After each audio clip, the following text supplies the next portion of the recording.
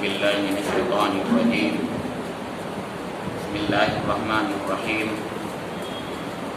الف لام را كتاب أنزلناه إليك لتخرج الناس من الظلمات إلى النور بإذن ربهم إلى صراط العزيز الحميد. إلى صراط العزيز الحميد الله الذي له ما في السماوات وما في الأرض وويل للكافرين من عذاب شديد. الذين يستحبون الحياة الدنيا على الآخرة ويصدون عن سبيل الله ويبغونها عوجا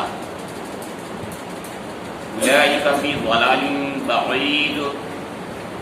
وما أرسلنا من رسول إلا بلسان قومه ليبين لهم فيضل الله من يشاء ويهدي من يشاء وهو العزيز الحكيم. وَلَقَدْ أَرْسَلْنَا مُوسَى بِآيَاتِنَا أَنْ أَخْرِجْ قَوْمَكَ مِنَ الظُّلُمَاتِ إِلَى النُّورِ وَذَكِّرْهُمْ بِأَيَّامِ اللَّهِ إِنَّ فِي ذَلِكَ لَآيَاتٍ لِكُلِّ صَبَّارٍ شَكُورٍ. صدق الله مولانا العظيم وصدق رسوله النبي الأمين الكريم ونحن على ذلك من الشاهدين والشاكرين.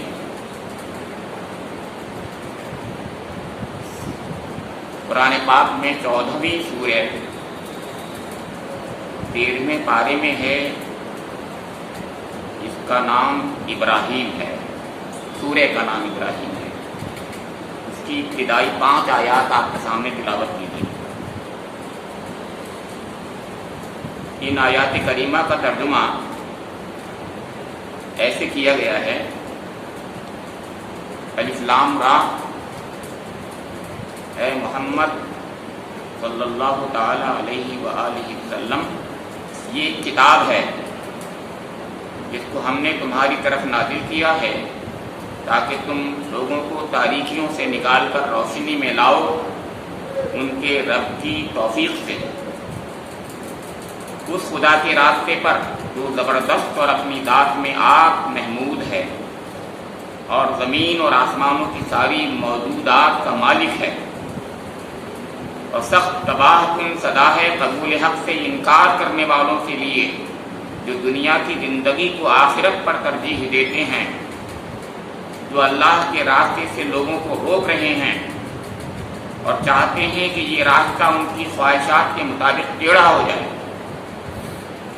یہ لوگ گمراہی میں بہت دور نکل گئے ہیں.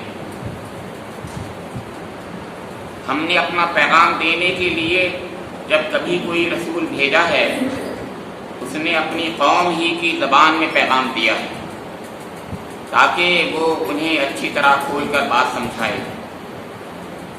پھر اللہ جسے چاہتا ہے بھٹکا دیتا ہے اور جسے چاہتا ہے ہدایت بخشتا ہے. وہ بالا دست اور حکیم ہے. ہم اس سے پہلے موسیٰ کو بھی علیہ السلام اپنی نشانیوں کے ساتھ بھیج چکے ہیں. اسے بھی ہم نے حکم دیا تھا کہ اپنی قوم کو تاریکیوں سے نکال کر روشنی میں لا اور انہیں تاریخ الہی کے سبق آموز واقعات سنا کر نصیحت کر. ان واقعات میں بڑی نشانیاں ہیں ہر اس شخص کے لیے جو صبر و شکر کرنے والا ہو.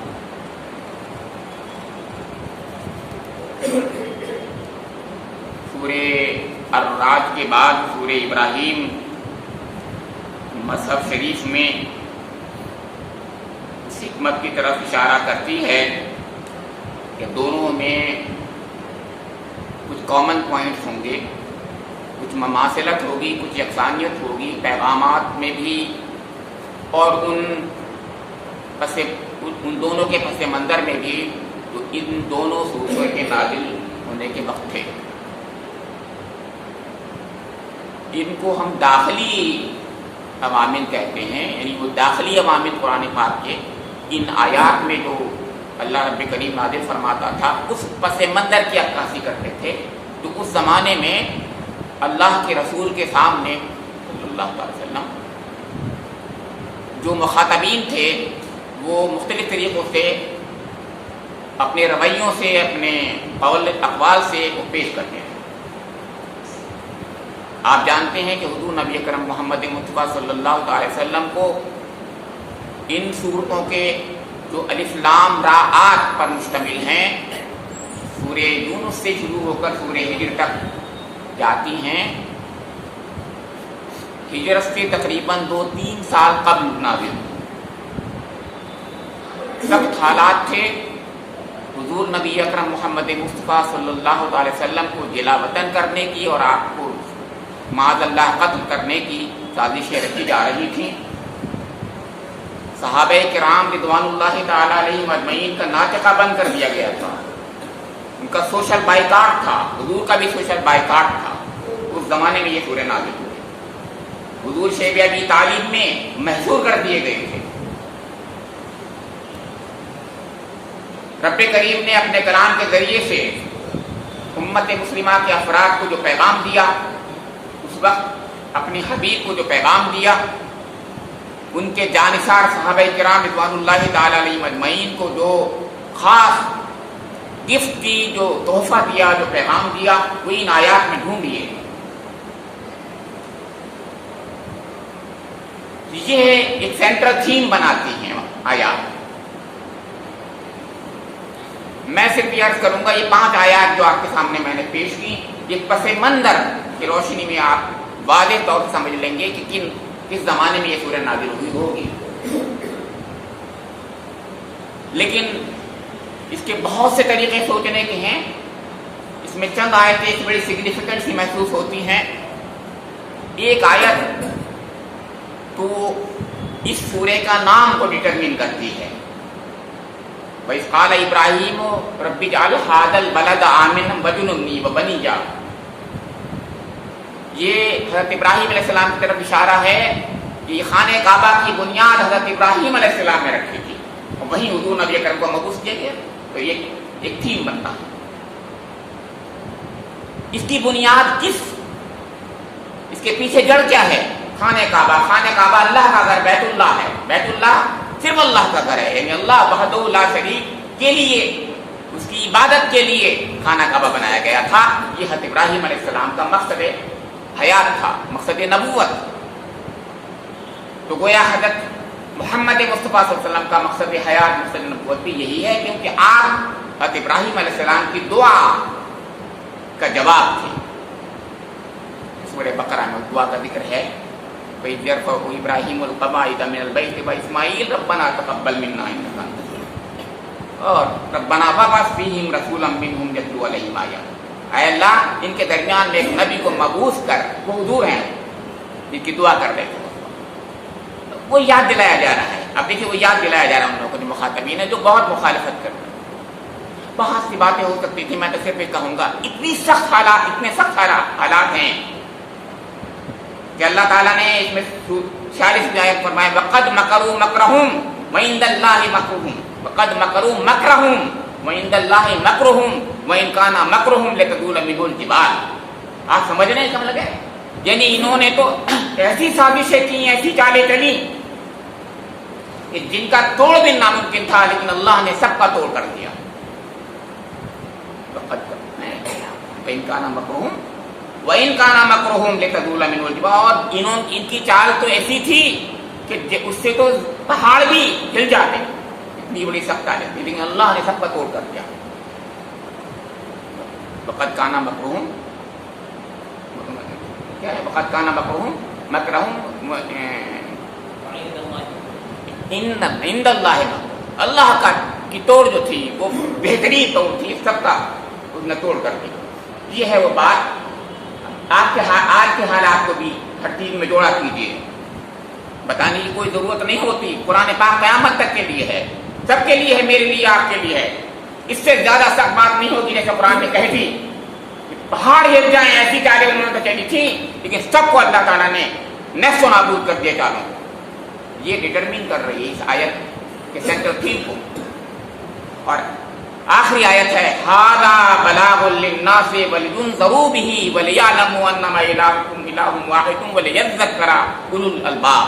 آخری آیت کیا پیاری آیت، ھذا بلاغ للناس، یہ ہے بلاغ للناس، یہ پیغام ہے تمام انسانوں کے لیے، وَلِيُنذَرُوا بِهِ، تاکہ اس کے ذریعے سے لوگوں کو ڈرایا جائے، آگاہ کیا جائے، وَلِيَعْلَمُوا أَنَّمَا إِلَٰهُكُمْ وَاحِدٌ، اور تاکہ لوگوں کو معلوم ہو جائے کہ اللہ الہ واحد ہی صرف سب کا خدا ہے۔ اتنی بڑی بات کہی جاتی ہے لیکن ہم بڑے ہلکے سے لیتے ہیں چیزوں کو، کہ اللہ نے اپنے پیغام کا مقصد یہ بتایا، وَلِيَعْلَمُوا أَنَّمَا إِلَٰهُ وَاحِدٌ، وہ اکیلا ہے خدا، اس کا پیغام یہ پہنچانا ہے، وَلِيَذَّكَّرَ أُولُو الْأَلْبَابِ، تاکہ عقل مند لوگ ہوش میں آئیں۔ یہ کچھ آیتیں میں نے آپ کے سامنے رکھی، اس سے سینٹرل تھیم بنتا ہے، مرکزی مضمون بنتا ہے، پس منظر کو سمجھنے میں آسانی ہوتی ہے۔ بہرحال میرے پاس وقت کم ہوتا ہے تو میں آپ کے سامنے یہاں سے شروع کرتا ہوں، الف لام را، اللہ رب کریم شروع کر رہا ہے الف لام را، جیسے اور صورتیں اس سے پہلی اور ایک آخری اگلی والی سورہ ہے، یہ لاسٹ بٹ ون ہے، اس کلسٹر میں الف لام را آتی ہے۔ ابراہیم اس کا نام اس لیے ہے کہ اس میں نے وہ جو آیت ابھی آپ کے سامنے پیش کی 40ویں آیت، وَإِذْ قَالَ إِبْرَاهِيمُ رَبِّ اجْعَلْ هَٰذَا الْبَلَدَ، یعنی ایک علامتی طور پر اس کا نام ابراہیم ہے۔ یہ حضرت ابراہیم علیہ السلام کی زندگی کے بارے میں بات زیادہ نہیں کرتی، لیکن آپ کی دعوت کا وہ خاص مرکز جو تھا، اس میں خانہ کعبہ بنایا گیا تھا، اس کا ذکر کرتی ہے۔ حضرت ابراہیم علیہ السلام کی زندگی کے واقعات قرآن پاک میں بہت جگہ پھیلے ہوئے ہیں۔ حضرت موسیٰ علیہ السلام کے بعد سب سے زیادہ ذکر حضرت ابراہیم علیہ السلام ہی کا ہے، جو اور صورتوں میں ہے۔ لیکن اس قرآن پاک کے نازل کرنے کا مقصد قرآن پاک پہلی آیت میں بتا رہا ہے، کتاب انزلناہ الیک لتخرج الناس من الظلمات الی النور، یہ کتاب ہے، یہ ایک کتاب ہے، انزلناہ الیک، جس کو نازل کیا ہے ہم نے آپ کی طرف، حضور نبی اکرم سے خطاب ہے، اور ہونا بھی چاہیے اپنے حبیب سے خطاب، جو نبی ہوتا ہے اس سے خطاب ہوتا ہے۔ یعنی اے انسانوں تم کیا سمجھتے ہو تم سے خطاب کیا جائے؟ ہم اپنے حبیب سے خطاب کریں گے، اپنے نبی سے خطاب کریں گے، وہ تمہیں بتائے گا، ہم نے اس کو منتخب کیا ہے۔ کتاب انزلناہ الیک، اے نبی اکرم ہم نے اس کو نازل کیا ہے، اس کتاب کو، لتخرج الناس من الظلمات الی النور، تاکہ لوگوں کو اندھیریوں سے نکال کر نور کی طرف لے آئے۔ اس کتاب کا مقصد کیا ہوا؟ یہ کتاب کا مقصد ہے۔ کیسے لے آئے؟ بِإِذْنِ رَبِّهِمْ، اپنے رب کے اذن سے لے آئے۔ یعنی اب اس اذن کے دو معنی ہوتے ہیں، ایک اذن کے معنی سینکشن ہوتے ہیں، ایک اذن کے معنی توفیق ہوتے ہیں، دونوں معنی یہاں پر ہیں۔ یعنی اللہ کا رسول ایک سینکشن لے کے آتا ہے، سینکشن آپ جانتے ہیں، بہت اب یہاں پر جو بھی امپلائیز ہوں گے وہ جانتے ہوں گے سینکشن کیا ہوتی ہے۔ وہ سینکشن نہیں جو یورپ آج کل جو ہے اس پر رشا پر ڈال رہا ہے، سینکشن وہ بھی سینکشن ہے۔ تو سینکشن یعنی ایک پاور، ایک سلطان ایک چیز لے کر کے آتا ہے، یعنی اللہ تعالیٰ کی طرف سے اس کے پاس یہ سینکشن ہوتی ہے کہ اگر دنیا نے بات نہیں مانی اس کی تو اللہ رب کریم کا عذاب آ جائے گا، یہ سینکشن ہوتی ہے اس کے پاس، اور وہ مانگتا نہیں ہے۔ لیکن ایک دن ایسا آتا ہے جب کہ قوم کسی حالت میں اس کی بات نہیں مانتی تو حضرت نوح علیہ السلام کی طرح کہہ دیتا ہے، اے اللہ بس ان پر عذاب آ جائے۔ قال نوح رب لا تذر الارض من الكافرین دیارا انک ان تذرهم یضلوا عبادک ولا یلدوا الا فاجرا کفارا۔ بس وہ پھر کہہ دیتا ہے کہ نا اب عذاب آ جانا چاہیے۔ یہ وہ سینکشن ہوتی ہے۔ ایک سینکشن اللہ کی توحید باذن ربہم ہے، یعنی اللہ کی اذن سے ہی ہدایت ملتی ہے۔ یعنی یہ قرآن پاک تو سب کے لیے ہدایت کے لیے ہے، لیکن ہدایت سب کو نہیں ملے گی بلکہ اللہ کی اذن سے ملے گی۔ اور اللہ کا اذن جو ہے وہ ایسے ہی نہیں ہے کہ بالکل اندھا دھند ہوتا ہو، بلکہ اس کے پیچھے اس کا قانون ہے، یعنی جو مانگتا ہے اور روتا ہے اس کو ملتی ہے، جو نہیں مانگتا اس کو نہیں ملتی۔ یعنی مانگو اس سے ہدایت تو مل جائے گی تمہیں بھی، اور جو نہیں مانگے گا۔ ہمارا کلام بہت عالی شان ہے، ہم سب کو اس کے ذریعے سے ہدایت نہیں دیں گے، ان کو ہی دیں گے جو اس کے ذریعے سے ہدایت حاصل کرنا چاہیں گے۔ وہ صراط کیا ہے؟ الی صراط العزیز الحمید اللہ الذی لہ ما فی السماوات و ما فی الارض۔ یہ اس رب کریم کی صراط اور راستہ ہے جو العزیز ہے، الحمید ہے، الذی لہ ما فی السماوات و ما فی الارض، زبردست ہے، اپنے آپ میں آپ محمود ہے، ستودہ صفات ہے، کوئی بھی حمد اس کی نہ کرے تو بھی اس کی حمد ہوتی رہتی ہے۔ آسمان و زمین میں جو کچھ بھی ہے وہ سب کچھ اسی کی ملک ہے۔ وَوَيْلٌ لِّلْكَافِرِينَ مِنْ عَذَابٍ شَدِيدٍ، اور وہ رب کریم وہ ہے جو چاہتا ہے کہ اس کے انکار کرنے والوں کی تباہی ہو جائے اور عذاب شدید سے دوچار ہو جائیں اگر انہوں نے اللہ کے رسول کی حجت تمام کرنے کے بعد اپنے رب کی بات کو نہیں مانا۔ وہ رب کی بات ہے، رسول کچھ نہیں، رسول نمائندہ ہوتا ہے، وہ اپنی طرف سے کچھ نہیں کہتا، وہ اپنے رب کی طرف سے بولتا ہوتا ہے، لہذا سینکشن وہی سینکشن ہے وہ لے کے جو آتا ہے۔ تو کون لوگ نہیں مان لائیں گے؟ الذین یستحبون الحیات الدنیا علی الآخرۃ ویصدون عن سبیل اللہ ویبغونها عوجا اولئک فی ضلال بعید۔ یہ وہ لوگ ہوں گے، یہ وہ لوگ ہوتے ہیں جو دنیا کی زندگی میں دنیا کی چیزوں سے محبت کرتے ہیں، دنیا ہی سے محبت کرتے ہیں، دنیا ہی کو ترجیح دیتے ہیں۔ الذین یستحبون الحیات الدنیا، دنیا کی زندگی ان کی یہ سب کچھ ہے، آخرت ان کی نظر میں کوئی ویلیو نہیں رکھتی، یعنی ذرا سی بات میں وہ آخرت کو ایک طرف چھوڑ دیتے ہیں، آخرت کے لیے کوئی قربانی نہیں دینا چاہتے، دنیا کے لیے سارے مفادات دنیا کے جو ہیں اسی پہ ریچھتے ہیں، اسی میں ان کی زندگی مگن رہتی ہے۔ وہ بھائی میرے، آپ کے، میں اور آپ بھی ہو سکتے ہیں، یعنی ہم بھی اللہ کا نام لیتے ہیں، لیکن دیکھیں ہمارے سامنے کیا دنیا کی حقیقت آخرت کے مقابلے میں کم ہے یا زیادہ؟ کتنی قربانیاں ہم آخرت کی خاطر دیتے ہیں، دنیا کی قربانی، دنیا کی مفادات کی قربانی، جتنی قربانیاں ہم دیتے ہیں آخرت کے لیے اتنا ہی ہمارے آخرت کا ذخیرہ بنتا ہے، اور جتنا ہی ہم جو ہے دنیا پہ ریچھ جاتے ہیں اتنا ہی ذلیل و خوار ہوتے ہیں دنیا میں، اور اتنا ہی آخرت ہم سے دور ہوتی چلی جاتی ہے، اور آخرت میں عذاب ہمارا منتظر ہوتا ہے۔ تو تین باتیں یہاں کہی گئی ہیں، اور پہلی بات جو فرمائی گئی کہ الذین یستحبون الحیات الدنیا، جو دنیا کی زندگی اس کی محبت میں ایسے مگن ہیں کہ آخرت کو بھولے ہوئے ہیں، اس کے نتیجے میں ان کو دو چیزیں ملتی ہیں، دو اس کے نتائج برآمد دنیا میں ہوتے ہیں کہ وہ ان کے پاس سے اللہ کی رحمت دور ہو جاتی ہے ان سے، اور وہ جو ہے سمجھ یہ رہے ہوتے ہیں کہ ہم سب کچھ ٹھیک کر رہے ہیں، لیکن سب سے پہلی چیز تو یہ ہے کہ حجاب بن جاتی ہے، پوری کی پوری ہدایت ان کی نظر میں الٹی ہو جاتی ہے، وہ اللہ کی راہ سے روکتے ہیں لوگوں کو، الٹا ہو جاتا ہے، یصدون عن سبیل اللہ، لوگوں کو حق سے روکتے ہیں۔ پھر حقیقت دل میں چور ہوتے ہیں، چور تو دل میں ہے ان کے، چور دل میں یہ ہے کہ وہ دنیاوی مفاد کی خاطر سب کچھ جی رہے ہوتے ہیں اور آخرت پر دنیا کو ترجیح دیتے ہیں، دنیا کو ترجیح دیتے ہیں، تو اللہ تعالیٰ ان سے ناراض ہو جاتا ہے، وہ نہیں سمجھ پاتے، اور اس کا وبال اس شکل میں نمودار ہوتا ہے، اس کا وبال اس شکل میں نمودار ہوتا ہے کہ وہ دنیا میں حق کی راہ سے لوگوں کو روکنے لگتے ہیں۔ آج میں کہنے کی ضرورت نہیں ہے، آج کل کے حالات پھر وہی، آپ دیکھیے نام ان کا کوئی خان ہوگا، ہوتا ہے، ہوتے رہے، چاہے وہ دنیا کے عارف کیوں نہ ہو، ہمیں اس سے کیا مطلب ہے، دنیا میں ان کا نام عارف کیوں نہ ہو سکتا ہے عارف ہو، لیکن وہ عارف نہیں ہے، وہ روکتے ہیں اللہ کی راہ سے۔ وَيَبْغُونَهَا عِوَجًا، اور اللہ کے دین میں ٹیڑھ نکالتے ہیں۔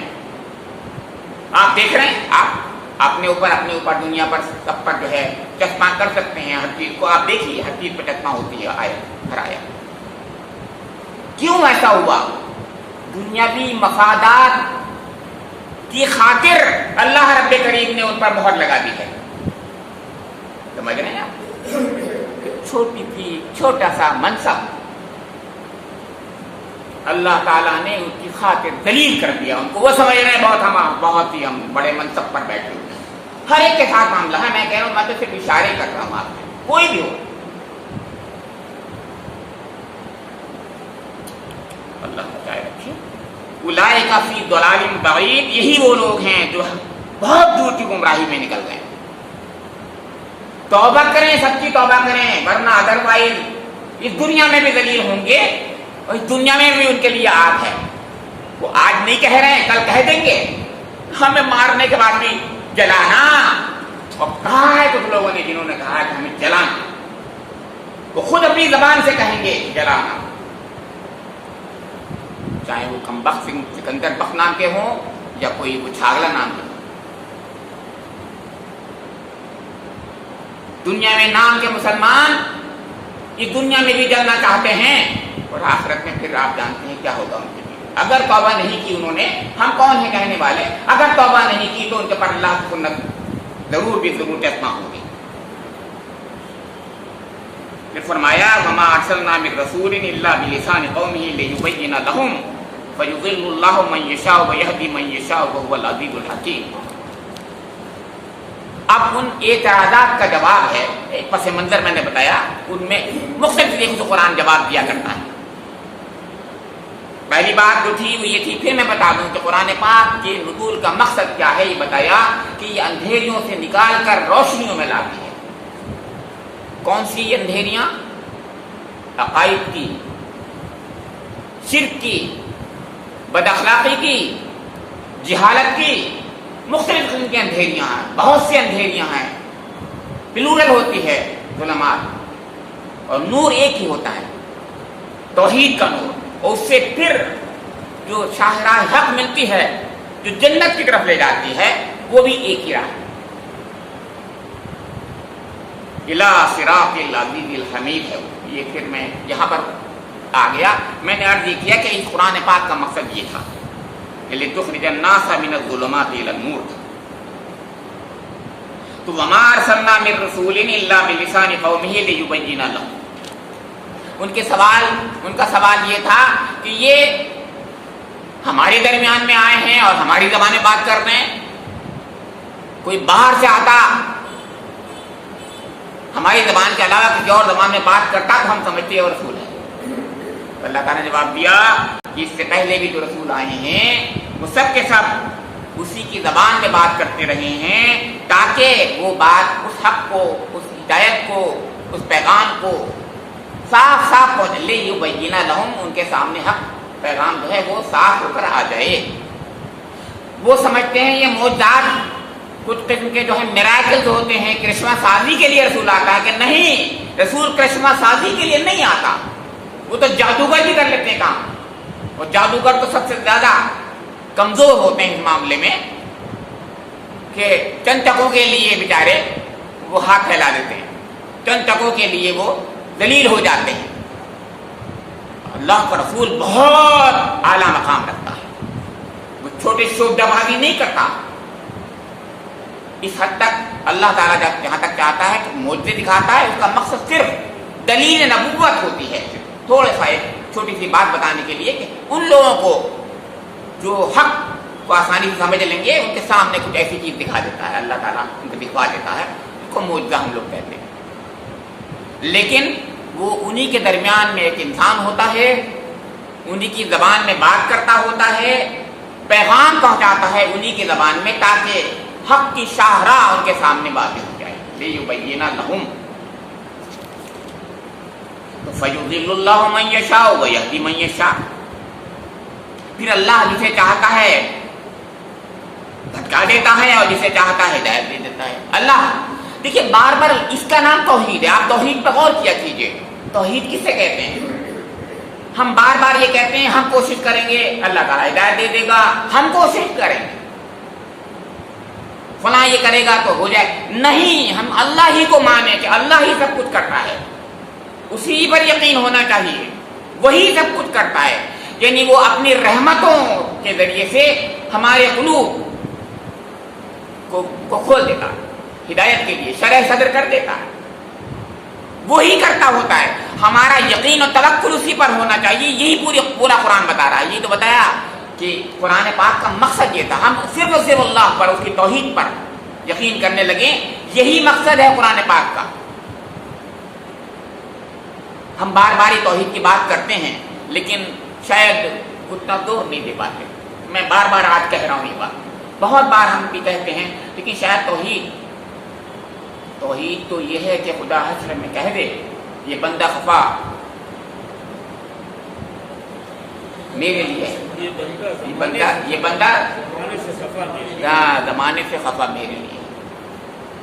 مولانا محمد علی جوہر کا شعر ہے یہ، خدا حشر کے لیے کہہ دے اگر کہ تمام دنیا سے خفا تھا میرے لیے خفا تھا، تو سمجھ لیجیے توحید. تمام دنیا اس سے ناراض تھی اور یہ تب سے ناراض تھا لیکن میرے لیے ناراض تھا. اس کو سب سے انسانوں سے محبت تھی لیکن پھر بھی اپنے رب کی خاطر وہ جو تھا سب سے الگ ہو گیا تھا، کٹ گیا، ابراہیم کی طرح کٹ گیا. یہ ہے وہ چیز توحید، اس کا نام. اور توحید کی تو دینے کتنی شکلیں ہیں، میں یاد کر رہا ہوں، اسی لیے کہہ رہا ہوں توحید پہ غور کیا کریں ہم لوگ. وَهُوَ الْعَزِيزُ الْحَكِيمُ. دیکھیے بار بار اللہ تعالیٰ اپنے صفات کا حوالہ کیوں دیتا ہے؟ اسی لیے دیتا ہے، توحید کے لیے دیتا ہے. وہ زبردست ہے، وہ حکمت والا ہے، زبردست ہے، جو چاہے وہ کرے گا، ان کو نیست و نابود بھی کر دے گا، لیکن حکیم ہے، مہلت دے گا، حکمتوں کے تحت کرے گا. تمہارے لیے نہیں کرے گا تم دعا مانگ لو کہ بھیا ان کو نیست و نابود کر دے اللہ، تو تمہارے کہنے پر نہیں کرے گا. چاہے تو کر دے گا، ارے کر ہی دے گا، اور کرتا ہی رہتا ہے. جہاں چاہے بڑے بڑے کیلیمٹیز آتی ہیں، سونامیز آتی ہیں، بہت بڑے بڑے خطرناک قسم کے حادثات رونما ہوتے ہیں، ہوتے رہے ہیں. اگلی آیت میں اس کا ذکر ہے. لیکن وہ حکیم ہے، اس کی حکمتوں تو تم کیا جانو. حکمت میں مقصدیت ہوتی ہے، اس مقصد کو تم نہیں جانو گے، لیکن اس میں خیر ہوتی ہے، اس میں ارتقاء ہوتی ہے، اس میں محبت ہوتی ہے، اللہ کی کریمی ہوتی ہے اس کے اندر. تم چاہتے ہو کہ اللہ رب کریم نہ رہے، وہ بس سب کو ہلاک کر دے، تمہارے ساتھ تو کرم کرے اور دوسروں کے ساتھ جو ہے وہ عذاب دے دے بغیر حجت تمام ہونے کے. یہ کیسی ناانصافی کی باتیں ہیں.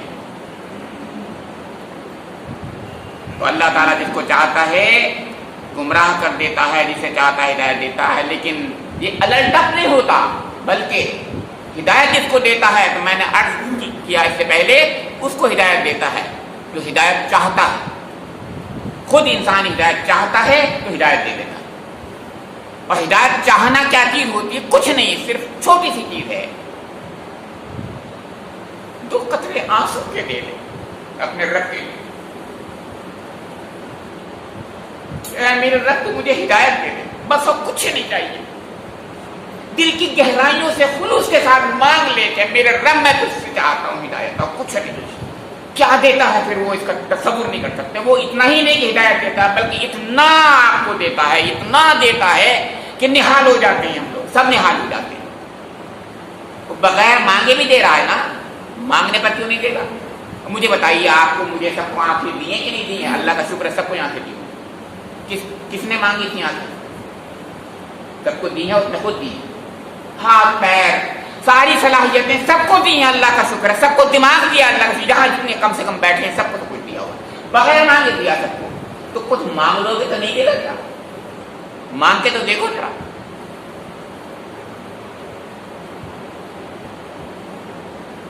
وَلَقَدْ أَرْسَلْنَا مُوسَىٰ بِآيَاتِنَا أَنْ أَخْرِجْ قَوْمَكَ مِنَ الظُّلُمَاتِ إِلَى النُّورِ. اب دیکھیے تاریخ کے جھروکوں سے انسان کو توجہ اس کی مبذول کرائی کہ یہ میرا نبی حبیب محمد مصطفیٰ صلی اللہ علیہ وسلم آج پہلی بار نہیں آیا اس پیغام کو لے کر کے، بلکہ وَلَقَدْ أَرْسَلْنَا مُوسَىٰ بِآيَاتِنَا أَنْ أَخْرِجْ قَوْمَكَ مِنَ الظُّلُمَاتِ إِلَى النُّورِ. دیکھیے جو پہلی آیت تھی بالکل وہی آیت ہے، جیسے کہ یہ پیغام ظلمات سے نور کی طرف لے جاتا ہے، اندھیریوں سے، شرک کی علائشوں سے، گندگیوں کی علائشوں سے، جہالت کی علائشوں سے.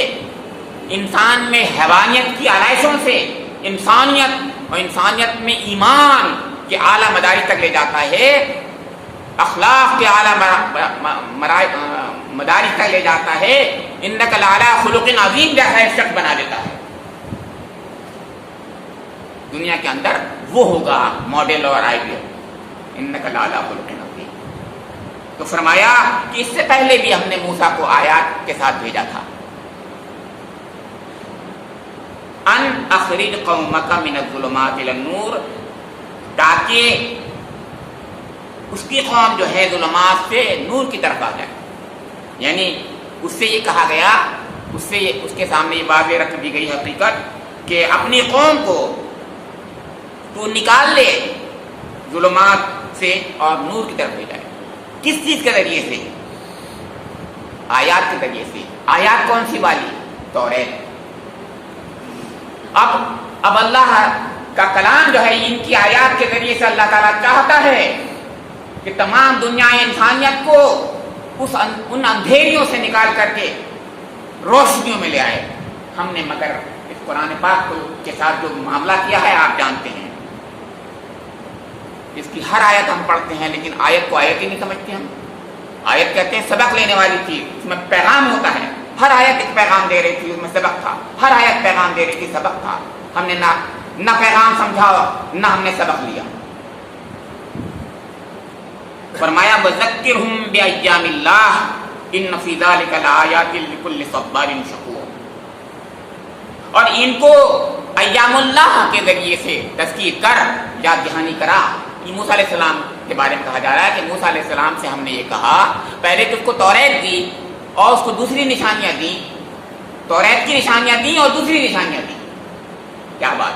توریت کی نشانیاں وہ بھی آیات تھیں، اور وہ دوسری عصائے موسیٰ اور ید بیضا اور 29 آیات بینات جیسی نشانیاں بھی دیں۔ کتنی نشانیاں دی، اتنی نشانیاں دی کہ ہم، ارے میں تو 9 کی بات کر رہا ہوں، آپ دیکھیے آیت ہی آیتیں ہیں۔ عصا مار، چٹان پر 12 چشمے پھوٹ نکلیں گے۔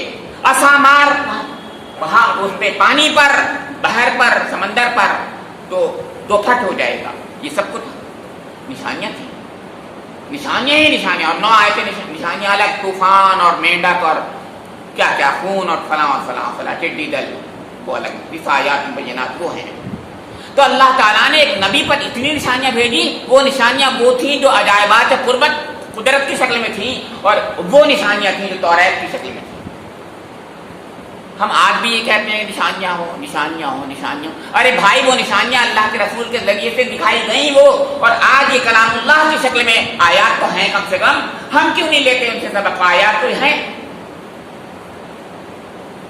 ہم آج بھی یہ چاہتے ہیں کاش کوئی کرشمہ سازی ہو جائے اور سب لوگوں کے دل بدل جائیں۔ ارے میاں اس کلام نے دل بدلے تھے، آج بھی بدلتا ہے یہ دل۔ ہم نے کہاں پہنچایا اس کو؟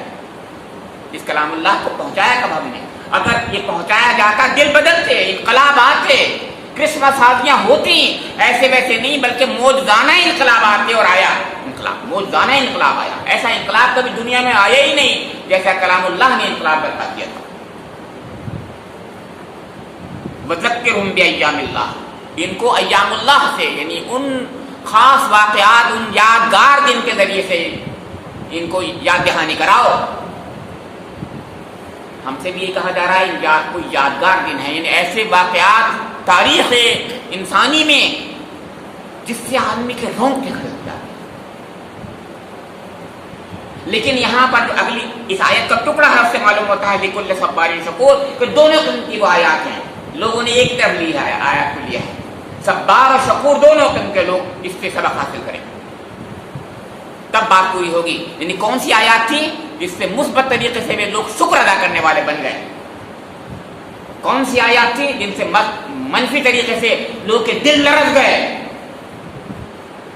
اور حالات ایسے بگڑے کہ چیخ اٹھے وہ، متی نصر اللہ، الا ان نصر اللہ قریب۔ تو اللہ تعالیٰ کی طرف سے پیغام آیا، ہاں اب نصرت اللہ کے قریب ہے۔ تو فرمایا کہ وذکرہم بایام اللہ، ان کو یاد دہانی کراؤ۔ ہم کتنی یاد دہانی کرا رہے ہیں؟